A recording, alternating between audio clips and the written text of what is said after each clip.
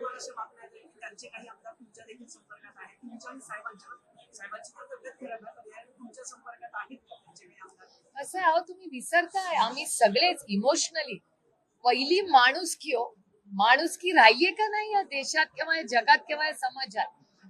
या गोष्टी होत राहतील, पण माणुसकी राहिली की नाही? आमच्या घरातला कर्ता पुरुष गेलाय आणि कसं काय, म्हणजे मला तर अजूनही विश्वास बसत नाही.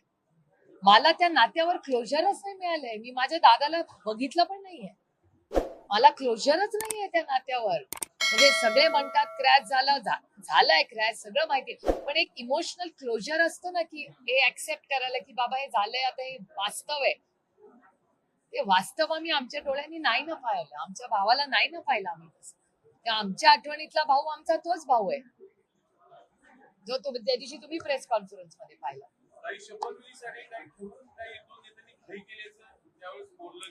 आता तुम्ही कशासाठी आता त्या सगळ्यामध्ये अडकता? माझं म्हणणं आहे, आज आणि उद्या ह्याच्यामध्ये लक्ष देऊया ना. आता इथून पुढे पुणे म्युन्सिपल कॉर्पोरेशन मध्ये कसं काम करणार आपण? आता मोठं AI समिट चाललंय दिल्लीमध्ये, त्याचा इम्पॅक्ट काय होणार? US ट्रेड डील चाललंय, त्याच्यामध्ये आता काय होणार? आजच चाललंय की आपण जे पैसे कमिट केलेत अमेरिकेला US ट्रेड डील मध्ये, ते 5 वर्षातच आपल्याला खर्च करायचे. असे अनेक प्रश्न आहेत राज्य आणि देशासमोर.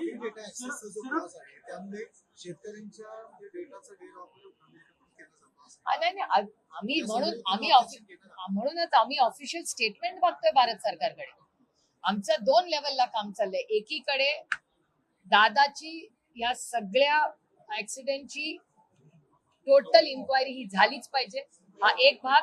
दुसऱ्या भागात महाराष्ट्राच्या समोर आव्हानं, देशाच्या समोरची आव्हानं, त्याच्यामुळे आमच्यावर डबल जबाबदारी झाली. आता एकीकडे दादाच्या बद्दल ही सगळी इन्क्वायरी पारदर्शकपणे राज्याला आणि देशाला मिळालीच पाहिजे, आणि दुसरीकडे ज्या कामावर आम्ही आलोय, जे दादाचं पण ध्येय होतं तेही पूर्ण करणं. त्याच्यामुळे आम्ही दोन्ही लेवलला सगळे कामाला लागतो.